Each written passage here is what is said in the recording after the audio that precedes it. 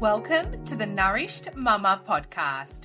I am your host, Anna Robinson, certified nutritionist and wellness coach, plus fellow mama. This podcast is here to show you that you can live your healthiest, happiest, most vibrant life as a mama. Each week, I will be sharing different nutrition, lifestyle, and mindset hacks that are going to support you in your health journey. You can expect realistic and sustainable advice, plus strategies that can easily fit into your busy life as a mama. Because without a nourished mama, there can't be a nourished home.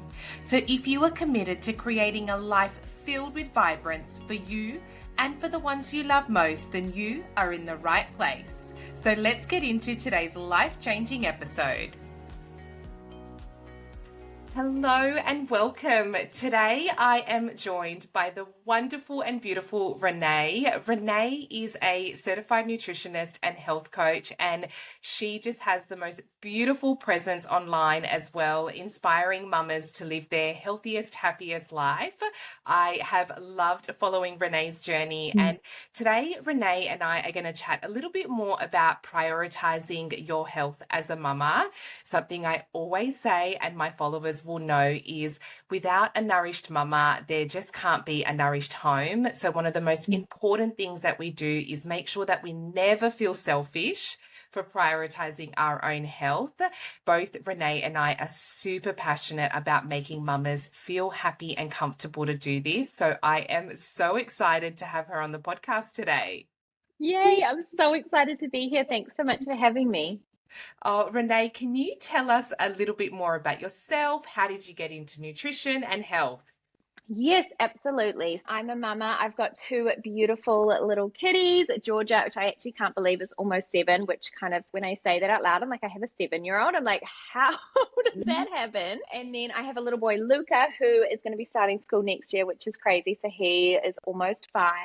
And I have always been super passionate about health and wellness. I think it's always just been part of me. I joke that I used to be like the teenager that would get the big health books when I'd be like go to the bookshop, and I wanted them for some weird reason, and I just loved flicking through them, even though like most of it would just go over my head. I've just always loved, I guess, learning about wellness, focusing on like health and well-being. And I've always loved like coming up with my own like nutrition plans and exercise plans and lifestyle plans. It's always been something that I've been doing. And I think as I've got older and I've moved through my journey with wellness, I really noticed the impact that it has on myself and on my children and my life. And I think that's really how my journey has really deepened, and my love for wellness and nutrition has expanded just through life and really seeing the impact day to day. So yeah, it's been a fun journey, and I think I'm learning more and more now as I'm older and in motherhood and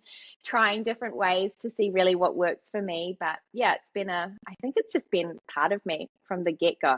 You can Always just tell it. It's almost like part of your energy and aura. Yeah. I think people that follow you will know you just portray that aura of wellness and health, and it's almost like it's just part of you. And I love that. Thank you. That's so kind. And I think when you say as well, learning as you go, that's such a big thing as well, because I think a lot of people can look from the outside and go, oh, she's got it all figured out and she's got this routine. I'll never be able to get to that point. But both you and I, even being nutritionists, we are forever learning, adapting and evolving, trying new things and having days where things don't go to plan, but then being able to come back from that. And I think that's the most important part of a health journey. It doesn't have to be perfect. It doesn't have to be this strict routine that you follow. It is about, like you said, learning and growing and evolving, which I think is so important to take note of. 100%. I think that is actually one of the things that I'm getting more passionate about. And I think especially with social media is we almost see ways that people are maybe moving through their day and eating and things like that. And we go, oh my gosh, that's what I have to do. I'm going to follow it 100%. And we've almost forgotten to listen to our own body and listen to what works for us. And I think that's one thing that I'm always trying to share is that this week I might want to do this, and I might want to start my day with a green juice and a matcha. And then next week I'm like, do you know what? That's actually not how I feel like starting my day. I'm going to have a protein smoothie and I'm going to focus on having more of that in the morning and I'll have my lemon water. And it's like I'm continually changing and evolving and tweaking and adjusting day to day because we're not the same every day. And especially as women, like our hormonal cycles completely change, like what we're craving and how we're feeling and our sleep and all the different things. And I think if we can just give ourselves like a little bit of grace and really realize like we don't need to follow the strict path. We can very much just listen to our body and try and have fun with wellness. Play with it. Go, I'm going to try doing this. Let's see how that works. If that doesn't work, like that's fine. That wasn't meant for you. Try something else. Try a different way of eating. Try some new whatever supplement, greens powder. Try it. Have fun with it. And you might find like products and foods and different things that you love adding in, and you might find ones you don't like, and that's okay. And I think we've just forgotten that that's 100%. okay. 100%. I get a lot of people say to me, oh, somebody recommended this collagen powder and it just doesn't taste right. It doesn't sit well with me, but I'm just going to keep taking it because I know it's good for me. And I'm like, no, that's not how health and wellness works. Because if you feel like you need to do something, then that's never going to be sustainable. It's never going to become a core part of your health habits because you don't actually enjoy it. And the point of health and wellness is you get to a point where you actually enjoy it. And I think a lot of people sometimes can see it as this task, or especially mums can see it as this other thing that they need to add onto their list. But the point of it is getting to that point where it feels fun, it's enjoyable. And like you said, is listening to your body. And that's 100%. huge. It's so big because even when I work with a lot of clients about repairing your relationship with food, something I say to them is, rather than focusing so much on what you shouldn't have, let's focus on how you can add in more of the good stuff that actually make you feel your best. And take note of that. And when you're in that healing process, don't restrict yourself so much. If you really feel like that chocolate bar, it is totally fine to have it. But the most important information you can give to your body and brain is, how did you feel following that?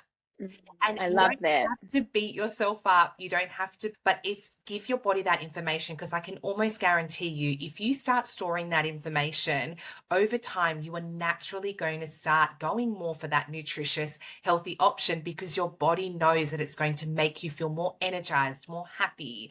So it's about giving your body that information and then tuning in and listening, which is so important, isn't it? I love that. And I 100% agree about adding in goodness. Like that's always been my philosophy as well. It's let's not even focus on maybe the things we perhaps shouldn't be having as much of, like processed foods and things like that, refined sugar. And let's just step away from that and go, what can we add in today that makes us feel really good? Let's just add in things, and it's just going to naturally crowd out the rest. And you also know it's going to change your taste buds, because I think that's a big thing that we forget, that our taste buds change actually really quickly. Like I always think with my homemade nut milk, when I first started making it, I was like, oh, this is a different flavor. It doesn't have all the sweetener in it. It doesn't have even anything else added to it. And I was like, this is interesting. And I had to adjust to having that. And now I'm like, this is the most delicious thing I could ever have. And I think it's like my taste buds have completely changed. And now if I have a store-bought milk, I'm like, oh, it doesn't agree with me and I don't like the taste. And I think sometimes we just forget that we're like, our taste buds, like they change. And so you have to give yourself like a little bit of time to adjust to those little flavor changes as well. I think when you're making switches to your habits and very subtle ones. So Definitely, definitely. And I yeah. think a lot of people would be surprised at how quickly that can actually change. And not to say that the journey isn't hard. It is. It 100% is. In those first, I get a lot of people, because in my programs, we do cut out the refined sugar for the 6 weeks. And I get a lot of people by week 2 say, I felt really good for the first week, but in week 2, I feel really groggy. I've got headaches. And that's because your body is detoxifying from that sugar. It's removing all those toxins. It's trying to heal. It's trying to repair. And naturally, your body's going to go into this overdrive where it feels tired, and you can get those migraines and headaches. But if you push through to the other end, both you and I know just how amazing that other side of that can feel. So it's just, 100%. it can be difficult, it can be hard, but also making sure that you give yourself that grace, but also push yourself. Push Yes. yourself. You need to get out of your comfort zone and just make sure that you're understanding that it is a journey, but it's a journey that's going to make you feel so much better on the other end. 100%. I think I love to always say immerse yourself. Just immerse yourself Yes. in whatever habit you're trying to change. Just immerse yourself. Do it daily. And Yes. then that is the fastest way to make any type of changes. Like it doesn't matter if you think of adding in a green smoothie. If you had it 3 times a week, you might notice a little bit. You might be like, oh, I like this. But imagine if you had that every single day for 7 days, you Yeah. would be craving it by the end of the 7 days. Your energy will be feeling it. You'll be feeling better with your digestion. Your skin will probably even be feeling better. And so it's like, any habits that you want to do, the best thing that I always say is to literally immerse yourself in it and just do it. Do that one habit every single day, even if it's like a workout or whatever it is, just to build that habit. And then you just notice the difference. And I think you notice that with like your course, with my course as well. It's like you need to go all in with things to make changes. And I think that's just the best way to go about it. Yeah, and the consistency is key.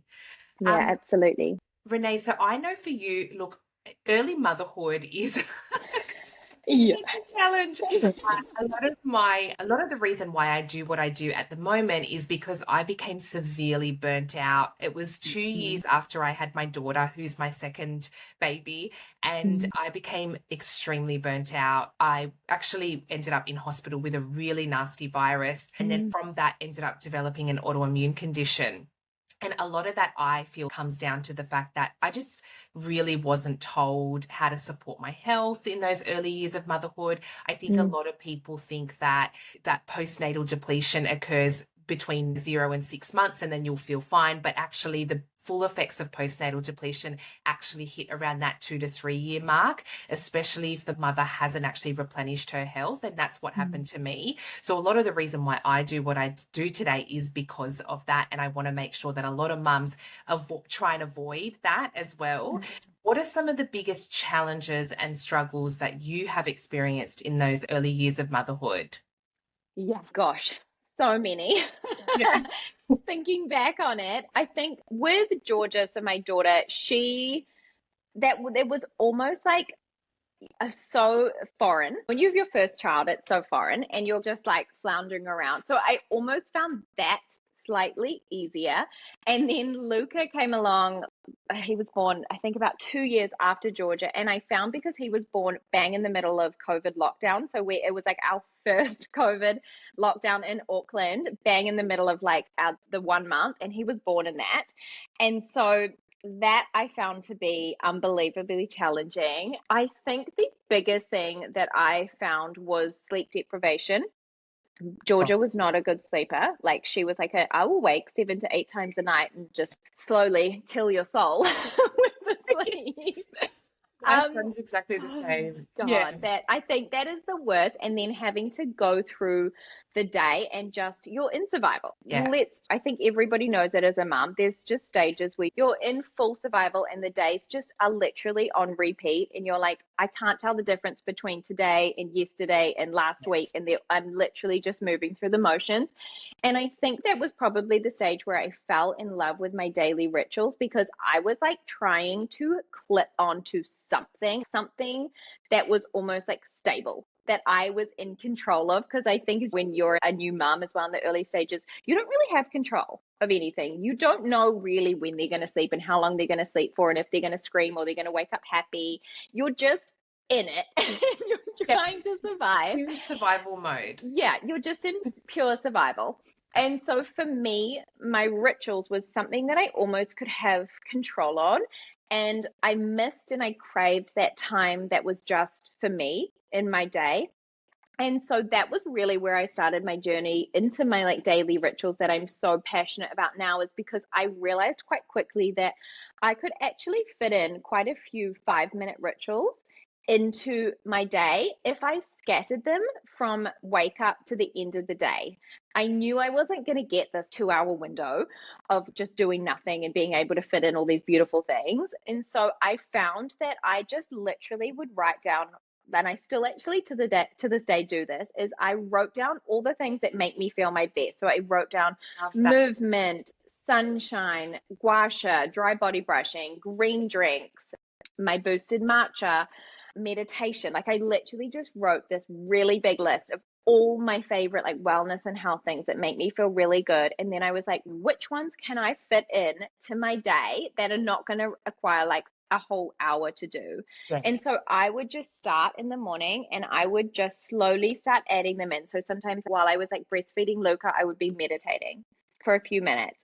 And then maybe while Luca was sitting in like the little bouncy chair, I would do my gua sha before I jumped in the shower.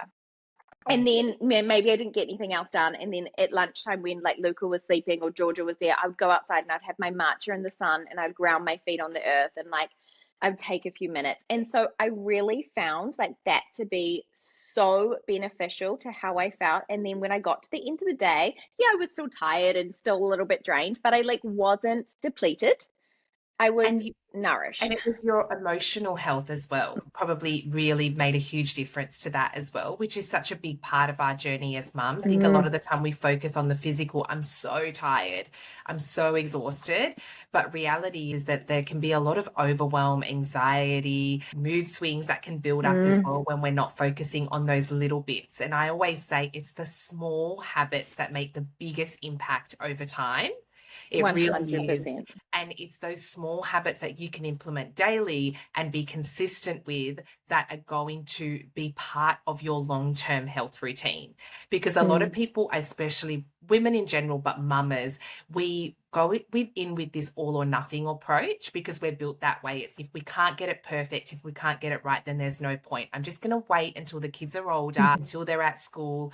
But reality is that there is never, ever the perfect time to prioritize your health as a mama. And reality also is that if you go in with that, okay, I'm starting on Monday, I'm going to sign up to a gym, go on this diet, that is never going to be sustainable anyway. You've never heard of someone being on a diet for 2 years. Like none of that approach is actually sustainable. Making that decision to go, okay, for this week, I'm going to become obsessed with drinking more water.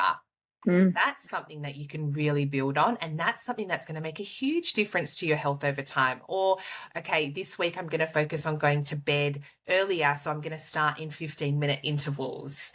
And this is what I tell a lot of my clients, like these are the habits that actually make the difference, not your gym membership. Like I think, it's those really, it is those like daily habits. And I think we forget the momentum you get from actually one sticking to something and then doing it and you start to feel better and then it becomes so much easier to do the next thing. So it's like just pick one thing, like one simple thing, especially as a busy mom. Like I think it can get so overwhelming and you're like, okay, that sounds amazing and I would love to add all these rituals into my whole day, but that's just too much. I can't do that. And I get that. Like I slowly built them in. And maybe you just literally say, tomorrow I'm going to wake up in the morning and I'm going to add a greens powder to my water. Exactly. That's it. Like you can do that while holding a baby. So we can do it. And then you do that and you have that and you just literally do that for the whole month and you see how you feel. You will feel so much better in yourself knowing you've done something for yourself that you will then go, okay, what is the next thing I'm going to add in? And we just slowly add one thing after the other and just literally let it fill your day with these beautiful little habits and rituals. And I think if you can do ones that you can do at home, because I know as moms, we're often at home, we're doing a lot at home.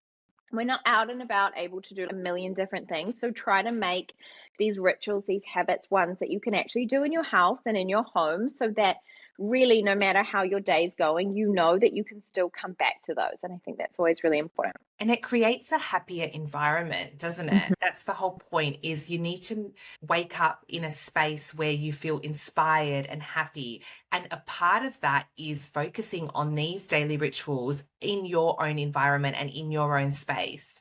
And I know a lot of the time, sometimes I get a bit of backlash when I talk about self-care, but I think this is because a lot of people really overcomplicate what self-care needs to look like. And it doesn't mean that you need to go for a weekend retreat or go to the day spa or get a massage. That's not what we're referring to when it comes to self-care and prioritizing your health. It simply is like waking up and having some lemon water.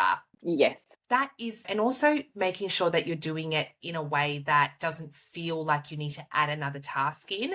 I think habit stacking is something that I always say to a lot of my mums is, okay, if you know you're going to come downstairs and you're going to make a coffee, while you make that coffee, have a lemon water, pour the water, have the lemon, drink that first, because that's going to make a huge difference to your health. Hydrating your body with water rather than coffee. There's so many benefits there, and making sure that we're, these little micro things, like you said, in your own environment goes such a long way.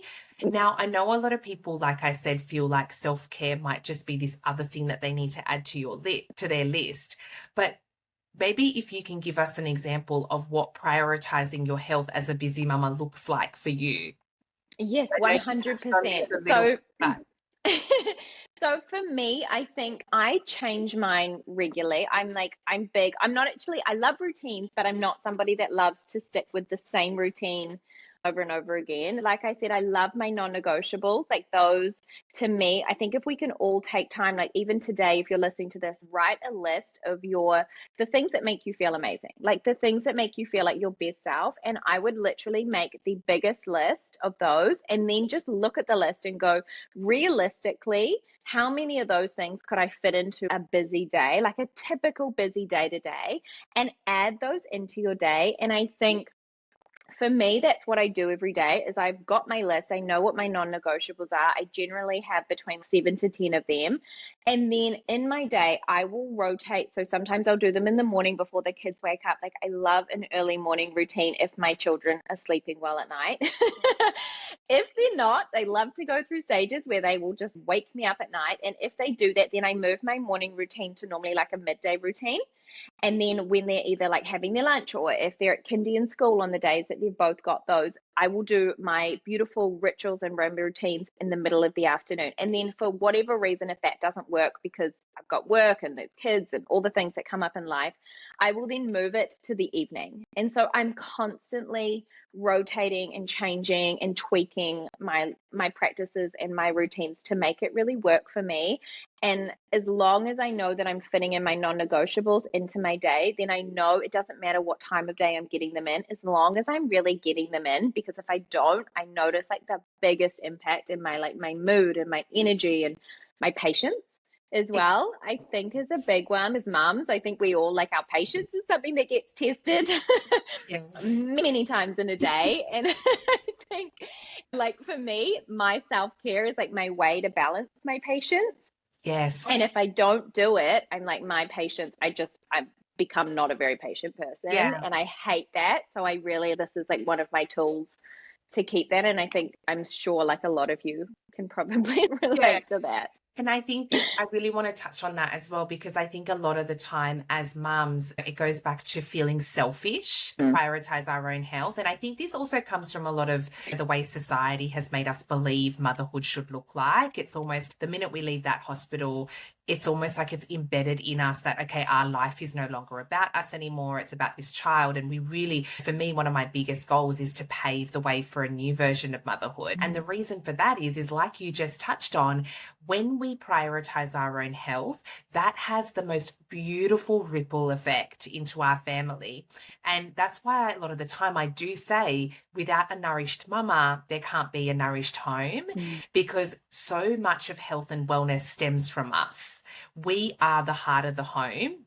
So important that we prioritize our own health in order to be able to lead our family that way as well. And you know yourself that ripple effect that creates into your children, because like you just said, you are a more patient mama, you're a happier mama. Something that I struggled with a little bit was my daughter hated it when I would go for my jogs and walks.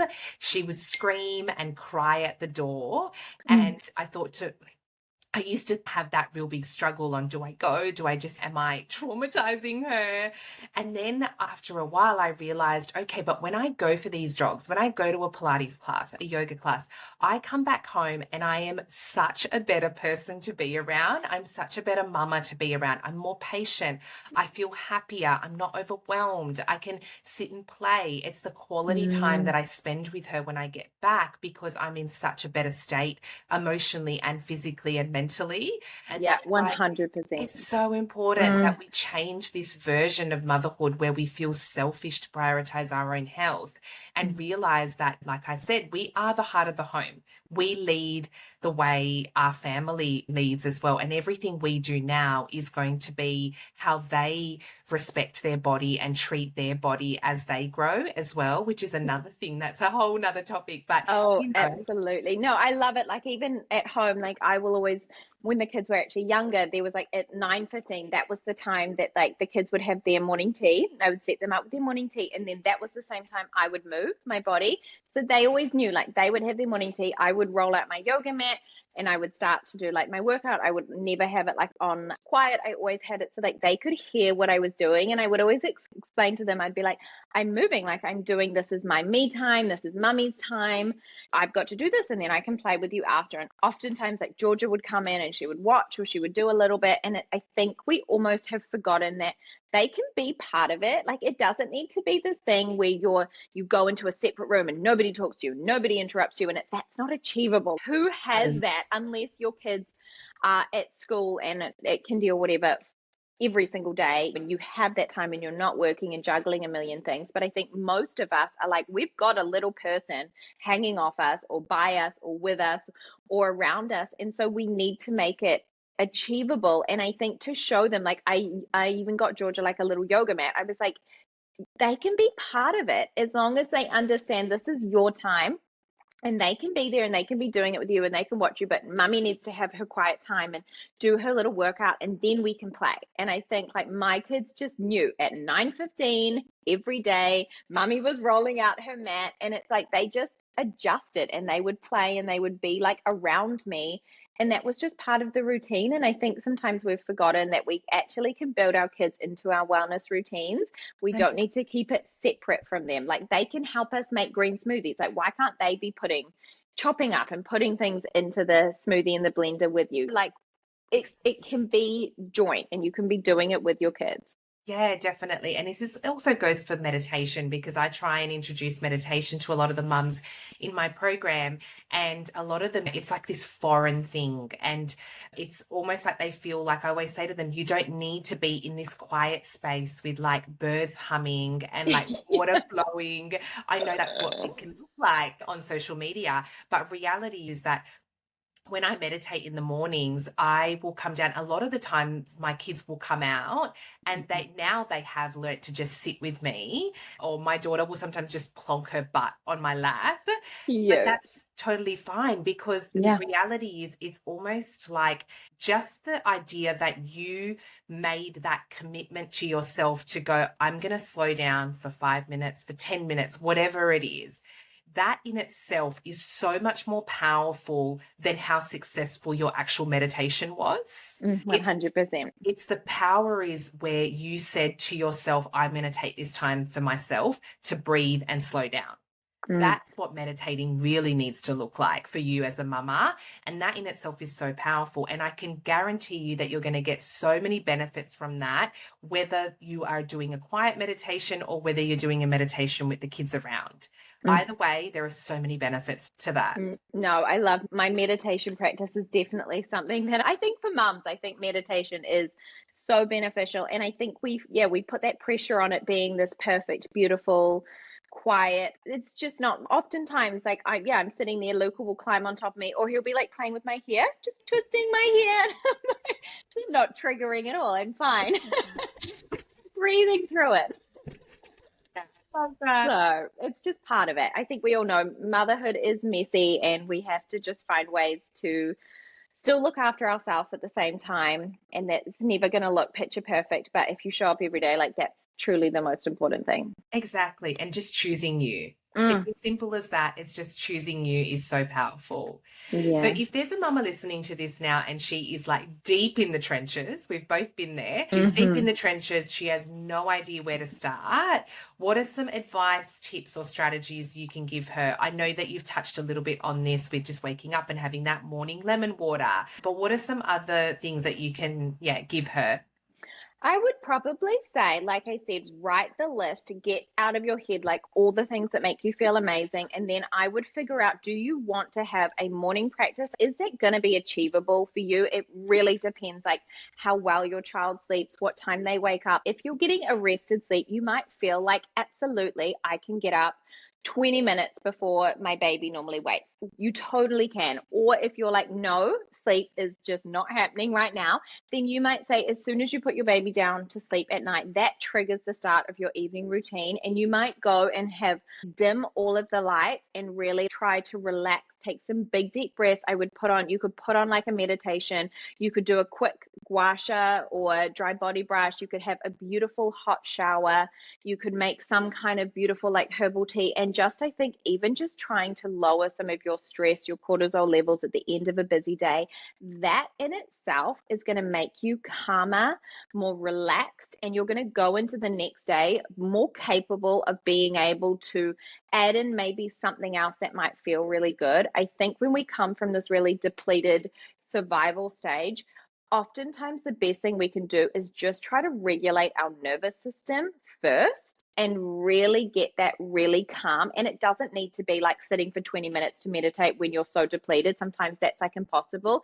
It could just be even lying down with a warm big blanket on you and taking some deep breaths, and that will lower your stress levels and help you to just really reduce a lot of that stress. And I think that can be so powerful. And once you've done that, and once you've done that for a few days, even a few weeks, if that's how long it takes you to really feel like you're starting to calm yourself down, then you could look at what you could add in. And that can be the lemon water, the green drink, a boosted matcha in the afternoon. It could be a green smoothie. It could be anything that is really appealing and feels good to you. Like, what feels good to you? And add that in and like just start there. We don't need to make it complicated. We don't need to be seeing the influencers that are doing 50,000 billion routines. Find somebody who's in the same stage as you and who's got little ones and who's maybe also in that survival stage, and then use them and follow those people that are in a similar stage as you that maybe are a few steps ahead.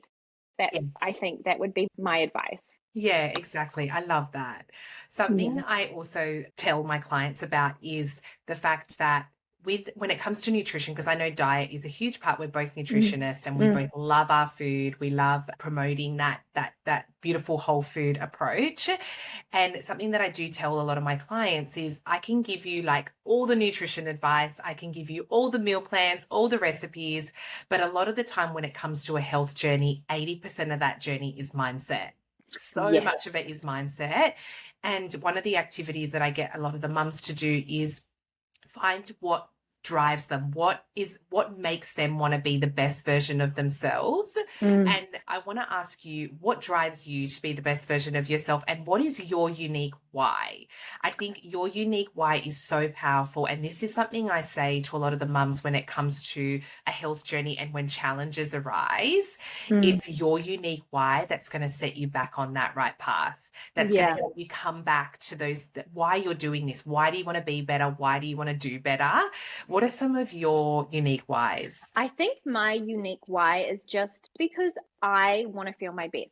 That to me, like, I feel like I don't have time to not feel my best. I hate not feeling good. I hate waking up and feeling tired or moody or out of balance or just blah. Like that to me, I don't enjoy that. Like, I want to feel my best every day, as good as I know I can feel, because I know when I do that and when I feel my best, I am just the best version of myself for my kids, for my husband, for my family, my friends. Like, for my work, I can be creative, I can be inspired. Like, my days become lighter and more fun and more joyful. And I know that all comes down to, have I actually shown up and looked after myself? And so for me, that's my biggest why, because I really see the direct impact in how I feel and how I look after myself with how I'm able to do everything else that I want to do in my day. And I'm busy, like I'm juggling multiple things, as are you. And I think we both know that when we don't show up for ourselves, like, how can you ever try to do anything else for anybody else? And I want to be fun with the kids and I want to laugh and I want to play. And if I don't look after myself, I just can't do that. I'm depleted. And so for me, I think that's my why, is I want to feel my best every day so I can just be the absolute best version of myself.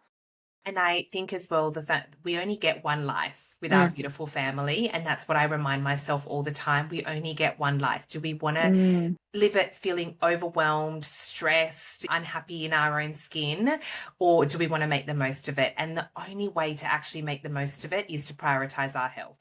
Like, full stop, it is Yeah. prioritizing our health. And that is the fastest route to happiness, I truly believe. So I love that. Now, my last question, but one of my favorite questions that I've put together to ask you, because I'm so excited to ask about BYRE. I have followed a little bit of your BYRE journey. Yeah. For those that don't know, Renee is also, I wanted to keep this till the end, the founder of BYRE, which is at the moment has one product or two products technically. Yeah. But this is literally what you're famous for, Renee, which I absolutely love. And it is your matcha. Yes. We Yep. are both absolute matcha lovers. I literally tell mamas, this is the best mama hack. Like, having that afternoon matcha is such a mama hack that everybody needs to introduce into their life. It is a beautiful form of sustained energy, unlike coffee, which can give you that huge spike and then extreme crash. Not to mention that it messes with our hormones as mamas, and it's likely what's giving you that 3 p.m. slump as well. And that is one of my biggest driving forces for switching over to matcha. So when you launched BYRE, I was like, oh my God, this is literally what we need in the motherhood world. So tell us a little bit more about BYRE. Yes. So BYRE, it's been basically like a passion project probably for the last 3.5 years. So we've just launched, which is very exciting. It's launched with our hero matcha, which is our High Vibe Matcha. It's something I've been making for literally 6 years at home. And I was like, I need this to be easier and in a jar that I don't have to spend 5 minutes literally adding my matcha, all the different adaptogens and superfoods and herbs that I was adding to mine. And I think, like, for me, this was one of my rituals that really impacted my health, my energy, my mood. It was something that I could add in that made me feel amazing every day. And so it's really special to me. It's been something that I have just been literally obsessed with for years, and to now have it out in the world is just the best feeling. And I wanted to help women to feel their best, and that's really the heart of what BYRE is about. It's ritual wellness. It's helping women and a lot of mums to nourish themselves, to feel really good, to have easy ways to do that in really beautiful ways. I really saw this lack in the wellness industry, where all the wellness products were not treasured. They weren't like our beauty products. They were things that you almost threw into your pantry. They weren't special. They didn't feel like they were bringing you joy. And I was like, why? Because these products are bringing us life. Like, they're literally helping us to show up every day and handle the million things that we juggle every day. And a big part of BYRE is that our products are beautiful. They're designed to be on your kitchen counter. They're designed for you to literally, while you're scooping with your beautiful BYRE scoop, you're taking a few moments, you're slowing down, you're adding beauty and a little bit of something special into your day. And then you're getting all these incredible benefits from the matcha, from the adaptogens and the superfoods, and it tastes good. So to me, it's like a triple threat in terms of a wellness product. And that's just the beginning. We've got lots of beautiful products coming like next year and in the future. But we had to start with the matcha. I was like, I'm a matcha girl. I've had it for days. I know the benefits. And yeah, So when's your so next exciting. product launching? I think April next year. That's the goal. That's the plan. Amazing. We're hoping for April. So at the moment, we're just focusing on the matcha. And then, yeah, we're gonna build on it in April, which is exciting. Oh, I'm so excited. And so at the moment, you can get your hands on the High Vibe Matcha and the Pure Matcha, which I love. Yeah, so with the High Vibes, like our boosted matcha, it's got the adaptogens, the superfoods, the herbs. It's going to really like elevate you and make you feel really good, help you with stress levels. That's what adaptogens are so incredible for. And then we've got our Pure. Like, I actually have both in the day. So I'll start the morning with my Pure, which is just organic ceremonial grade matcha. And then you can have the boosted to really lift your energy and elevate your mood in the afternoon. Yeah, and also touching on that as well, because every time I post matcha, I do get people say to me, I had a matcha at a cafe and I loved it, whatever. And I don't want to boost anybody's bubble, but buying good quality, ceremonial grade, organic matcha is actually really important if you want to get the full benefits of matcha. And also make sure that you're avoiding any like additives and sugars and thickeners, which you can probably find at a lot of the cafe style matchas. And that's why for me, it is so important that when you are purchasing a matcha or you're choosing matcha, you do go for something that is organic and ceremonial grade and ideally sourced from Japan, which is where yours is sourced from as well. Yeah, I think quality is key. We need to, if we're buying any type, like literally any type of wellness health products that we're consuming day to day, you want to find the best of the best because you're having that's part of your health, that's part of your wellness every day. And with matcha, like you want to get the antioxidants, you want all the chlorophyll, you want the energy that you're going to get from it. And if you get like a brown matcha, or like often a lot of the ones at the shops are the culinary grade one, and they're not vibrant, they're not going to give you that beautiful, all those antioxidants for your skin. It's just, we want quality. Yeah, definitely. And yours is when you see that beautiful, vibrant green color, that's how you know you've gotten a good matcha.